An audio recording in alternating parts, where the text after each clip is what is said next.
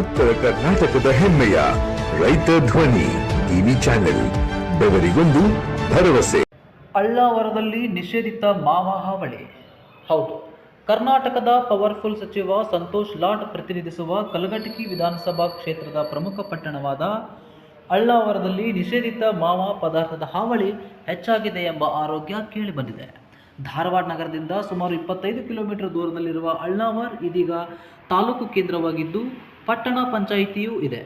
ಆದರೆ ಪಟ್ಟಣದ ಹಲವು ಬೀಡ ಹಾಗೂ ಡಬ್ಬಿ ಅಂಗಡಿಗಳಲ್ಲಿ ನಿಷೇಧಿತ ಮಾವ ಪದಾರ್ಥ ಎಗ್ಗಿಲ್ಲದೆ ಮಾರಾಟವಾಗುತ್ತಿದೆ ಎಂಬ ಆರೋಪವಿದೆ. ತಂಬಾಕು, ಸುಣ್ಣ ಹಾಗೂ ಇತರೆ ಪದಾರ್ಥಗಳ ಮಿಶ್ರಣ ಮಾಡಿ ತಯಾರಿಸುವ ಮಾವವನ್ನು ತಲಾ ಸುಮಾರು 15 ರೂಪಾಯಿಗೆ ಮಾರಾಟ ಮಾಡಲಾಗುತ್ತಿದೆ ಎನ್ನಲಾಗಿದ್ದು, ವಿದ್ಯಾರ್ಥಿಗಳು ಹಾಗೂ ಯುವಕರು ಸೇರಿದಂತೆ ಹಲವರು ಇದರ ಚಟಕ್ಕೆ ಒಳಗಾಗುತ್ತಿದ್ದಾರೆ.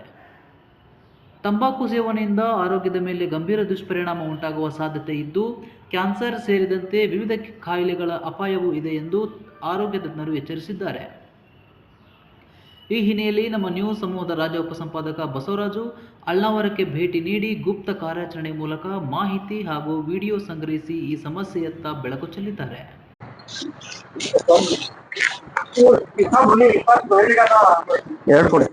ಇದು ನಿಷೇಧಿತ ಆಗಿರೋದು ಏನೋ ಅಪ್ರೂವಲ್ ಇರೋದು?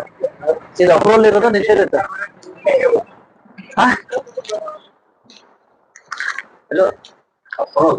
ಅಪ್ರೂವಲ್ ಅಲ್ಲ?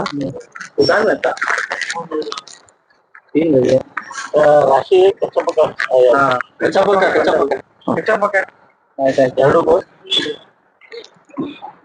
ನಿಷೇಧಿತ ಇಲ್ಲ, ನಿಷೇಧಿತ ಇರೋದು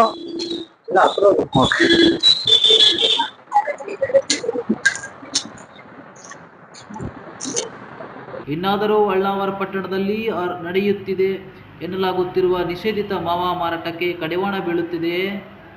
ಸಂಬಂಧಿಸಿದ ಅಧಿಕಾರಿಗಳು ಯಾವ ಕ್ರಮ ಕೈಗೊಳ್ಳುತ್ತಾರೆ ಎಂಬುದನ್ನು ಕಾದು ನೋಡಬೇಕಿದೆ. ರೈತ ನ್ಯೂಸ್, ನಾನು ಶಶಾಂಕ ಆರ್ಕೆ.